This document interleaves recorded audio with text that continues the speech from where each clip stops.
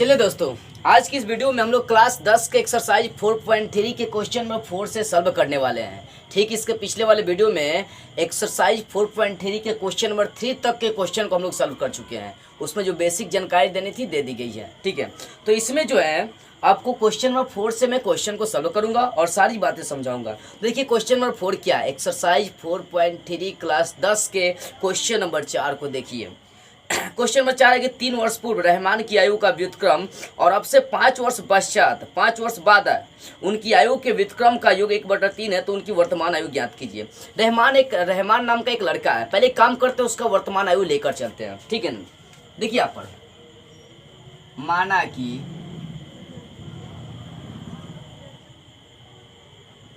रहमान की वर्तमान आयु, मान लिया कि रहमान की वर्तमान आयु 1 वर्ष है। ठीक है, मैंने मान लिया कि रहमान की जो वर्तमान आयु चल रही है वो कितनी है, 1 वर्ष है। तो प्रश्न से समझेंगे थोड़ा सा बात को, बस कोई हार्ड क्वेश्चन नहीं है, बड़ा क्वेश्चन भी नहीं है। ठीक है, तो प्रश्न से बोल रहा है कि 3 वर्ष पूर्व रहमान की आयु का व्युत्क्रम, 3 वर्ष पूर्व, मान लीजिए कि अभी रहमान की आयु 1 है, तो 3 वर्ष पूर्व, पूर्व का मतलब होता है पहले, तो 3 वर्ष पहले घट जाएगी। मान लीजिए कि रहमान की आयु अभी 10 वर्ष है। ठीक है, तो 3 वर्ष पूर्व मतलब पहले, 3 वर्ष पहले कितनी हो जाएगी, 7 वर्ष। ठीक है ना, पहले का मतलब घट जाना है। तो 3 वर्ष पूर्व रहमान की आयु का व्युत्क्रम, मान लीजिए अभी रहमान की आयु यहाँ पर देखिए, ध्यान देंगे 1 है, तो 3 वर्ष पूर्व कितनी हो जाएगी, x - 3, और इसका व्युत्क्रम करना है। इसका व्युत्क्रम, इसके बटा में 1 छुपा है, इसका व्युत्क्रम क्या हो जाएगा, 1/x - 3। तो 3 वर्ष पूर्व उनकी रहमान की आयु का व्युत्क्रम, तो रहमान की आयु का व्युत्क्रम कितना हो जाएगा, 1/x - 3। ध्यान देंगे कैसे, मान लीजिए कि अभी रहमान की आयु 1 है, तो 3 वर्ष पहले कितने हो जी, x - 3। ठीक है ना, इसके बटा में 1 छुपा है। अब इसका व्युत्क्रम बोल रहा है, तो व्युत्क्रम का मतलब होता है उलट देना, 1 हो जाएगा x - 3। तो 3 वर्ष पूर्व रहमान की आयु का व्युत्क्रम, उसके बाद आगे क्या बोला है, और 5 वर्ष पश्चात, पश्चात का मतलब होता है बाद। ठीक है ना, अभी रहमान की आयु 1 लेकर चल रहे हैं, मान लीजिए रहमान की आयु अभी 1 है, तो 5 वर्ष बाद कितनी हो जाएगी, अभी रहमान की आयु 1 है, तो 5 वर्ष बाद हो जाएगी x + 5। तो बोल क्या रहा है कि 5 वर्ष बाद उनकी आयु का व्युत्क्रम, तो आयु का व्युत्क्रम, इसका भी व्युत्क्रम निकालेंगे, एक ऊपर चला जाएगा, x + 5 नीचे चलाएगा, तो उनकी आयु का व्युत्क्रम 1/x + 5 हो जाएगा 5 वर्ष बाद। प्रश्न क्या ध्यान देंगे, 3 वर्ष पूर्व रहमान की आयु का व्युत्क्रम और अब से 5 वर्ष पश्चात आयु के व्युत्क्रम का योग, मतलब 3 वर्ष पूर्व रहमान की आयु का व्युत्क्रम और 5 वर्ष बाद रहमान की आयु के व्युत्क्रम का योग जो है ना, बोल रहा है कि 1/3 है।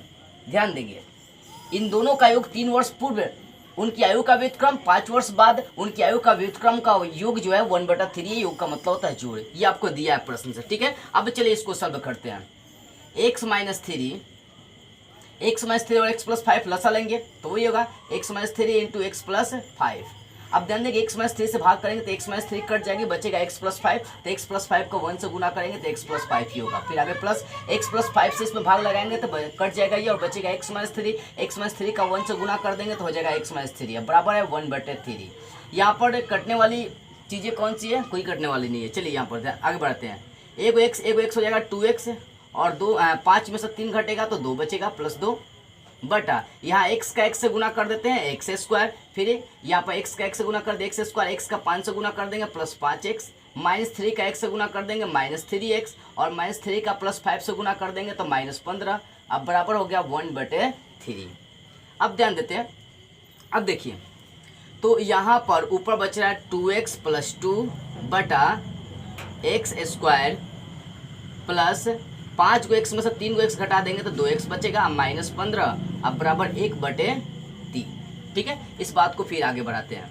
चलिए ध्यान से समझिएगा, अब क्रॉस मल्टीपल कर दीजिए, ऊपर का नीचे से, नीचे का ऊपर से। ठीक है ना, तो नीचे का ऊपर से गुना करते हैं तो x² + 2x - 15 का x से गुना करेंगे तो वही बचेगा x² + 2x - 15। अब फिर 2x + 2 का 3 से गुना कर देंगे तो 3 से गुना करेंगे तो 3 दूना हो जाएगा 6, गुना करिए 3 से, 3 दूना 6x, अब प्लस 3 दूना हो जाएगा 6। आगे बढ़ाते हैं इस बात को, x² और +2x - 15, ये +6x को इधर लाएंगे तो -6x, +6 को इधर लाएंगे -6, बराबर हो जाएगा 0। अब देखते हैं x² प्लस 2 को x में से 6 को x घटा देंगे तो बचेगा आपका -4x, फिर -15 और -6 -21 हो गया, अब बराबर कितना हो गया 0। ये आपको समीकरण मिल गया x square minus 4x minus 21 बराबर 0। अब इसका क्या करेंगे, द्विघाती सूत्र से हल कर देंगे, ठीक है ना, क्योंकि एक्सरसाइज 4.3 में द्विघाती सूत्र से ही आपको पूरा पढ़ना है, इसलिए द्विघाती सूत्र अप्लाई करेंगे। तो यहाँ पर ध्यान देंगे, थोड़ा सा इस बात को समझेंगे। यहाँ पर यहाँ a का मान कितना निकलेगा, ये एक्स स्क्वायर गुणांक a का मान होता है, x का गुणांक b का मान होता है, और जो अचर होता है वो c का मान होता है। तो एक्स स्क्वायर गुणांक 1 है तो a का मान 1, फिर b का मान कितना हो जाएगा, तो x का गुणांक -4 है तो b का मान -4, और ये c का मान हो जाएगा, c का मान -21 हो जाएगा। तब क्या निकालेंगे, d का मान निकाल लेंगे, इसलिए d क्या होता है, विवेचक होता है, बता दी गई है, ठीक है। तो b का सूत्र होता है b स्क्वायर माइनस 4ac, ठीक है। अब मान रखते हैं b का मान रखते हैं, b का मान -4 है तो -4 का स्क्वायर, फिर -4 गुना a का मान 1 और गुना c का मान -21 है। ध्यान देते हैं, माइनस का स्क्वायर करेंगे प्लस 4 का स्क्वायर 16, फिर माइनस माइनस प्लस हो जाएगा, 4 का 1 से गुना करेंगे 4 का 21 से गुना कर देंगे तो 21 चौक 84 हो जाएगा, ठीक है। अब जोड़ दीजिए 16 और 84 आपका हो जाएगा 100। कितनी हो जाएंगी, 100 हो जाएंगी, ठीक है। अब चलिए, तो d का मान 100 निकल गया। अब यहाँ पर द्विघाती सूत्र से चलते हैं, अब द्विघाती सूत्र से,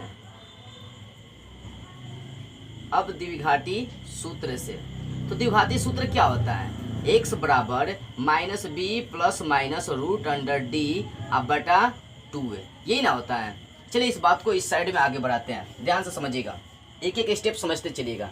अब देखिए यहाँ या करते हैं, या x बराबर -b है, -b, तो b का मान यहाँ पर देख सकते हैं -4 निकला है, तो b की जगह पर रख देंगे -4, अब फिर plus minus root under d है, तो d का मान कितना निकाल चुके हैं आप, 100 निकाल चुके हैं, तो यहाँ पर 100 लिख देंगे, ठीक है।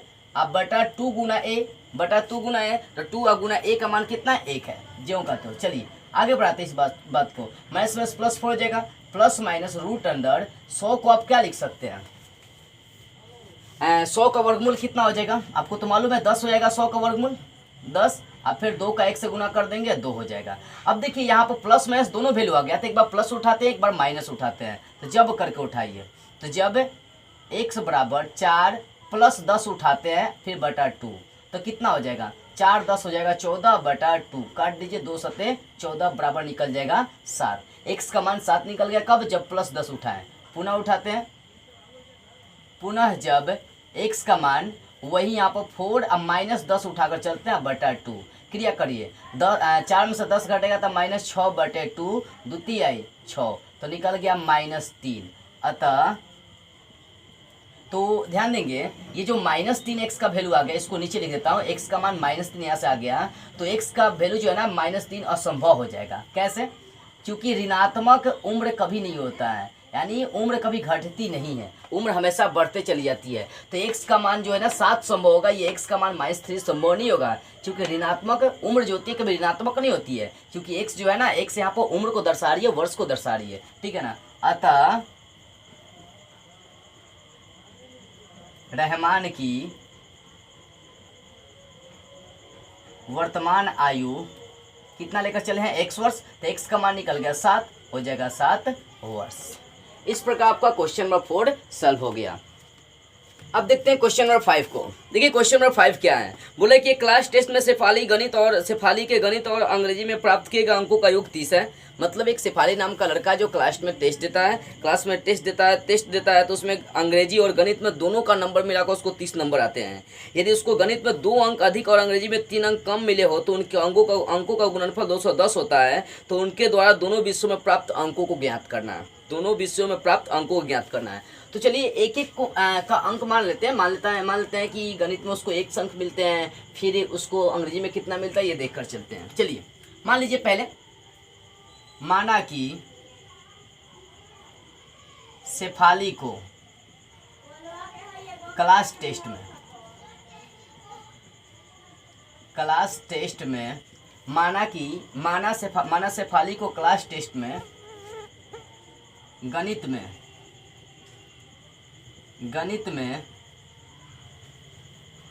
1 अंक प्राप्त होते हैं।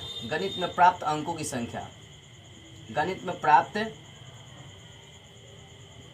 की संख्या x ले लेते हैं, मैंने मान लिया क्या कि शेफाली को क्लास टेस्ट में गणित में कितने अंक मिलते हैं, 100 अंक मिलते हैं। अब ध्यान देंगे प्रश्न से ये बोला है कि अंग्रेजी और गणित दोनों के अंकों का योग 30 है। तो यदि गणित में उसको 100 अंक मिलता है तो इंग्लिश में कितना मिलेगा, 30 माइनस एक्स। मान लीजिए कि यदि शेफाली को गणित में 10 अंक मिलता है तो अंग्रेजी में कितना मिलेगा, 20 अंक, क्योंकि उसको दोनों मिलाकर कितना अंक मिला है, 30 अंक मिला है टोटल, ठीक है ना। तो इसलिए हो जाएगा अंग्रेजी में प्राप्त अंकों की संख्या, इसलिए अंग्रेजी में प्राप्त अंकों की संख्या, इसलिए अंग्रेजी में प्राप्त अंकों की संख्या कितनी हो जाएगा, 30 माइनस 1 से। अब प्रश्न से जरा सा चलते हैं और प्रश्न से समझते हैं कि आखिर प्रश्न क्या रही है। देखिए प्रश्न ये बोल रही है कि यदि गणित में 2 अंक अधिक मिले हैं, जैसे गणित में 1 अंक मिला है तो 1 से कितना अंक अधिक मिल रहा है, 2 अंक। यदि गणित में 2 अंक अधिक और अंग्रेजी में 3 अंक कम मिले हैं, ठीक है ना, अंग्रेजी में कितना अंक कम मिला है, 3 अंक। जैसे अंग्रेजी का अंकों की संख्या कितना है, 30 माइनस 1 है। अब इसमें से कितना अंक कम मिल रहा है, 3 अंक कम मिलते हैं, तब इनका गुणनफल जो है ना 210 हो जाती है। तब इन दोनों का गुणनफल कितना हो रही है, 210 होती है। तो उनके दोनों विषयों में प्राप्त अंकों की संख्या आपको ज्ञात करनी है। ध्यान दीजिएगा कि उसको गणित में 2 अंक अधिक मिलते हैं, जैसे गणित में अंकों की संख्या x लिए है तो 2 अंक बढ़ जाएंगे, x+2। और अंग्रेजी में 3 अंक कम मिलते हैं, तो अंग्रेजी में अंकों की संख्या कितनी है, 30 माइनस x। इसमें कितने अंक कम मिल रहे हैं, 3 अंक कम मिलते हैं, तब दोनों का गुणनफल 210 दे दिया है। अब इस बात को थोड़ा सा आगे बढ़ाते हैं, क्रिया करते हैं।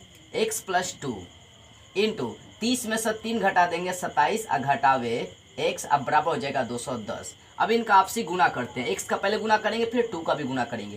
तो x का 27 से गुना करेंगे तो 27x, फिर x का माइनस x से गुना करेंगे तो माइनस x², फिर +2 का 27 से गुना कर देंगे तो +54, फिर प्लस माइनस माइनस और 2 का x से गुना कर देंगे 2x, अब बराबर हो जाएगा 210।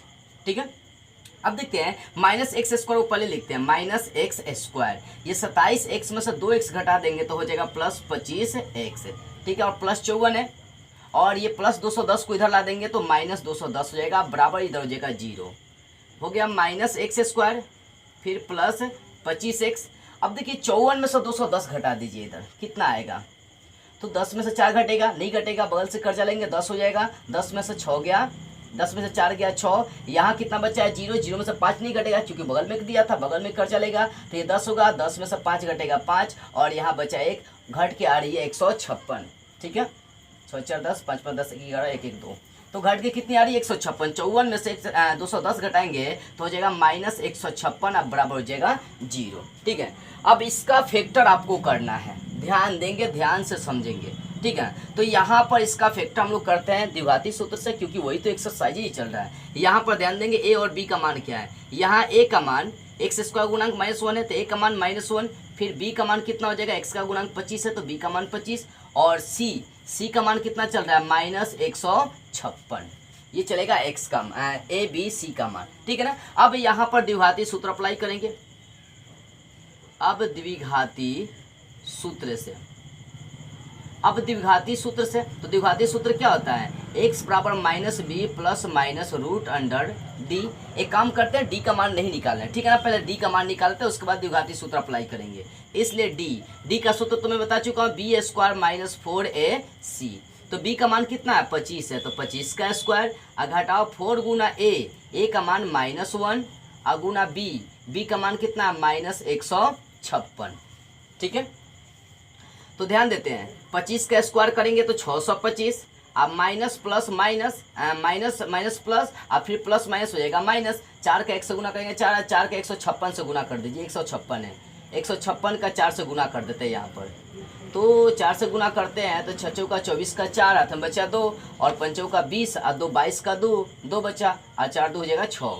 ठीक है ना, तो 156 का 4 से गुना करें तो 624 आ रही है, 6 चौका 24, 2 5 का 20, 2 22, 2 4 2 6, कितनी आ रही है 624 आ रही है। तो minus plus minus minus plus, और प्लस माइनस माइनस, 4 का 1 से गुना किया 4, और 4 का 156 से गुना कर दिए 624 आ गया।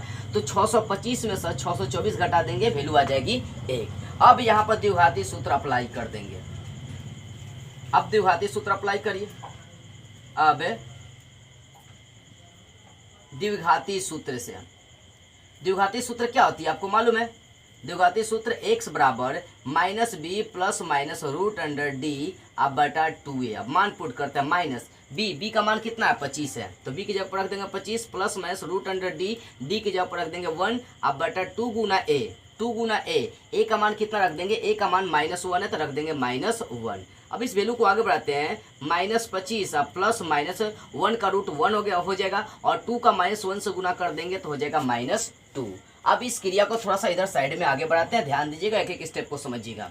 अब देखिए यहाँ पर दो वैल्यू है, प्लस भी है माइनस भी है, तो एक बार प्लस उठाते हैं एक बार माइनस उठाते हैं। जब x बराबर -25 अब +1 उठाते हैं, -25 अब +1 अब बाई -2, ठीक है ना, एक बार +1 उठा लिए। अब इसका क्रिया करिए, बढ़ाइए इसका एक एक स्टेप क्रिया, तो एक में से 25 घटाएंगे -24 अब बटा हो जाएगा -2, ठीक है, ये माइनस माइनस कटीस अब 12 दूना हो जाएगा 24, तो यहाँ पर मान आ गया x का मान आ गया 12। कब, जब +1 उठाए। अब -1 उठाते हैं, जब x बराबर -25 -1 उठाते हैं, -25 -1 अब बटा -2, तो -25 अब -1 हो जाएगा -26 अब बटा हो जाएगा -2, ये माइनस माइनस कटिस हो जाएगा और 13 दूना 26, यानी x का मान निकल गया 13, यानी x का मान उसको 12 आ गया और 13 दोनों संभव है, ठीक है, x का 12 और 13 दोनों मान संभव है। अतः देख लेते हैं यहाँ पर,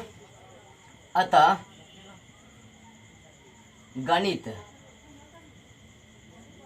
गणित में प्राप्त अंकों की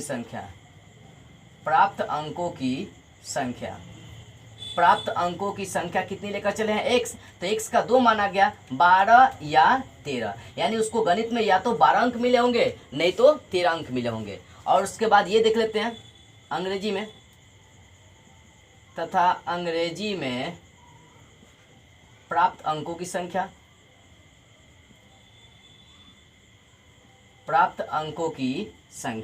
तो अंग्रेजी में कितना अंक उसको मिला था शुरू में, देख सकते हैं 30 माइनस 1 से। अब ध्यान देंगे, जब x का मान यहाँ पर 12 रखेंगे, तो 30 में से 12 घटाएंगे, ध्यान दीजिएगा, जब x का मान यहाँ पर 12 रखेंगे तो 30 में से 12 घटाएंगे तो 18 आ जाएगा, या जब x का मान 13 रखेंगे तो 30 में से 13 घटाएंगे तो 17 आ जाएगा।